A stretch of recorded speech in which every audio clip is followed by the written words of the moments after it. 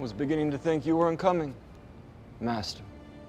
Hey, welcome back, Screen Crush. I'm Ryan Airy. I want to talk about the flashbacks in Chapter 5 of Obi-Wan Kenobi. You know, the flashbacks that showed Padawan Anakin dueling his master Obi-Wan. I love these scenes so much. This was a masterclass in the right way to use a flashback. And this got me thinking about the last Star Wars show, the Book of Boba Fett. Now, in the past, I have spoken at length about how this was a really good show that was nearly ruined by its extremely silly structure. But now that we've seen another flashback play out in Obi-Wan Kenobi, I think we can use these two shows as examples of how sometimes a flashback can reinforce and even amplify your story. And other times a flashback can detract from and actually undermine the present day story that you're trying to tell. First, I want to talk about why flashbacks exist and cite some examples of different kinds of flashbacks from movies and TV shows. Now, we have talked about this in a past video, so if you're a friend of the channel, I'll try to be brief. Every flashback has one primary function: to reveal something about the character's past. Nope. To reveal crucial elements about the story. Try again. I'm stumped. Alright then,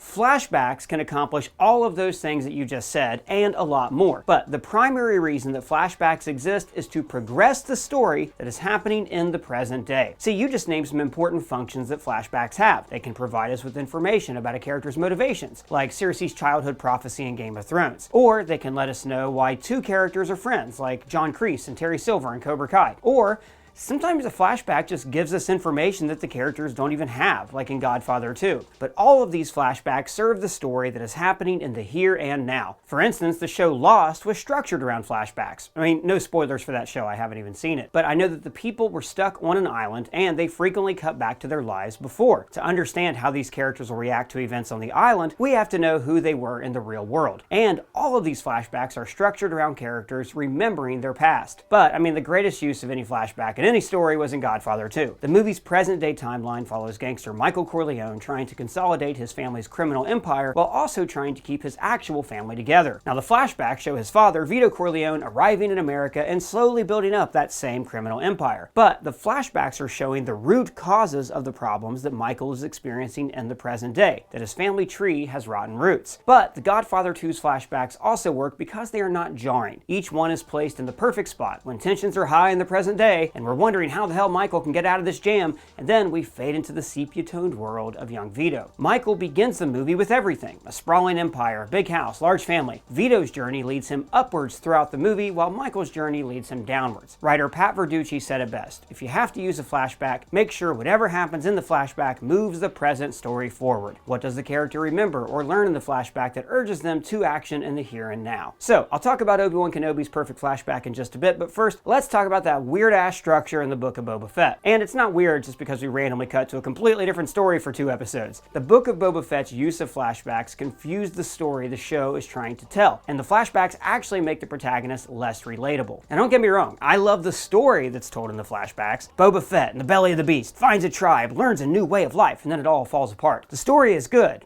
The way it's told is terrible. The problem with the Book of Boba Fett is that the flashbacks do not serve the present-day storyline. It's the opposite of Godfather Part 2. In the past, Boba's story is rising, while in the present, his empire is also rising as he gains more muscle and experience. See, Boba Fett is a character that, even before we watch the show, seems pretty easy to understand. He's a bounty hunter. He wants to make a living, maybe flirt with some ladies. He's feared, but he's not a crime lord. But then, in the final episode of The Mandalorian Season 2, he suddenly wants to wear Jabba's crown. That makes the dramatic question of the Book of Boba Fett: why does Boba want to be a crime lord? Instead of revealing his motivation in the first episode, the show gives us flashbacks. So, this makes us think that the answer is going to be like really important. He wants to make an alliance with the tribes to overthrow the colonials like Paul Atreides. He wants revenge. He wants to take down all the criminals. Something. With every episode that didn't answer this question, our desire to have the question answered grew and grew. And because we don't actually know Boba Fett's motivations for wanting to do crime, we don't really know what the character wants. And this is key. We should always understand what a character wants, even if it's just a Snickers bar. A character's desire makes them relatable to an audience. So, while we're watching the show, we put a little piece of ourselves inside the characters so we can root for them. The flashbacks in the Book of Boba Fett tell an intriguing story, but that story never actually affects the story in present day. way. It's not like Boba ever gets into a jam and recollects his time with the Sand People to find an answer. His flashbacks are involuntary dreams that never affect the present. So these flashbacks are simply memories that are never justified by Boba Fett needing to recollect them. In the first 4 episodes, Fett is constantly challenged by obstacles and other crime lords who then just go away. It's like the present-day storyline is waiting around, waiting for the flashbacks to catch up. So let's look at Chapter 4, where Boba Fett's motivations are finally revealed. Now here are the flashbacks up until this point. Chapter 1, Boba loses his armor and is taken in by the Tuskens, which does not parallel his present-day story of receiving tribute and being attacked. Chapter 2,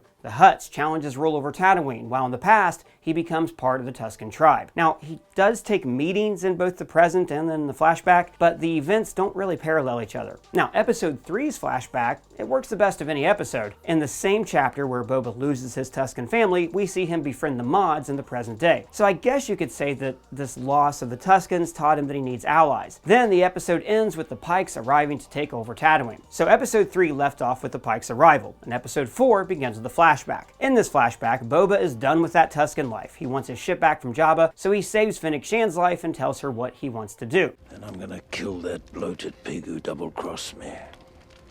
Take his throne. And he lays out his entire motivation. I'm tired of working for idiots who are gonna get me killed. I mean, that's a very relatable motivation. I think everybody at one point has thought they could do their boss's job better than them, except for me. Thank you. But that motivation is not really worth sticking around for 4 episodes. And later, he elaborates. How many times have you been hired to do a job that was avoidable? And then he lays down the #1 purpose of the flashbacks in one line. You can only get so far without a tribe.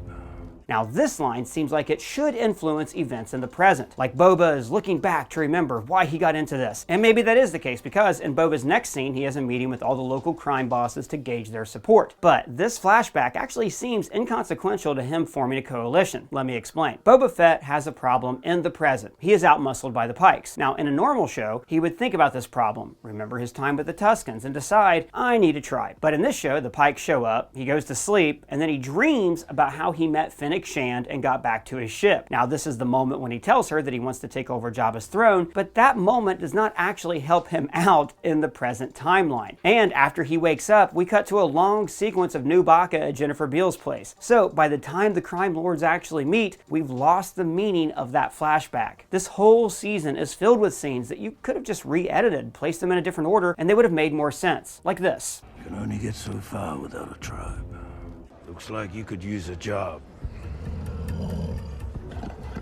So the flashbacks in Book of Boba Fett don't work because they're placed in a haphazard way that does not enhance the story that we are watching. Obi-Wan Chapter 5, on the other hand, is framed perfectly by a series of flashbacks. Screenwriting guru Sid Field said, if you decide to use a flashback, think in terms of the flash present. Ask yourself, what is your character thinking or feeling at the present moment? Now the flashback in this episode is framed as Darth Vader remembering his training with Obi-Wan Kenobi. You could completely lift the flashback out of the episode and it wouldn't change the narrative. It would still be a solid episode about Obi-Wan escaping from Vader, but the flashback adds much needed depth to what we're seeing. And it works on a few levels. 1, it tells us what Vader is thinking. 2, it also frames the narrative structure for the episode. 3, it tells us about the character's past. And 4, it informs the decision that they make in the episode. So let's look closer. The episode opens with the flashback of Master and Apprentice waiting to duel. Anakin is waiting on Obi-Wan, just like in the present, Darth Vader is waiting for Obi-Wan to fall into his trap. We cut to Vader, showing us that he is consciously remembering this duel. Later, as the Empire arrives on the planet, we cut back to Obi-Wan and Anakin fighting. Now this is immediately familiar to us because we've seen Episode 3. So we recognize elements of this fight from Revenge of the Sith. The music, the fighting styles, and all of this actually makes the fight in Revenge of the Sith much better because we understand that these two have sparred many times in the past. A Jedi's goal is to defend life, not take it. Obi-Wan is trying to tell Anakin that he's too aggressive, and he answers, Mercy doesn't defeat an enemy, Master. Now this parallels Vader in the present day, who is confident that he can kill Obi-Wan and show no mercy. Then, after remembering this, Vader orders Reva to stand down and leave Kenobi to him. Now the flashbacks are super aggressive as Anakin pins down Obi-Wan, just like Ben is pinned down in the present day. Then we cut to Ben, like all of a sudden,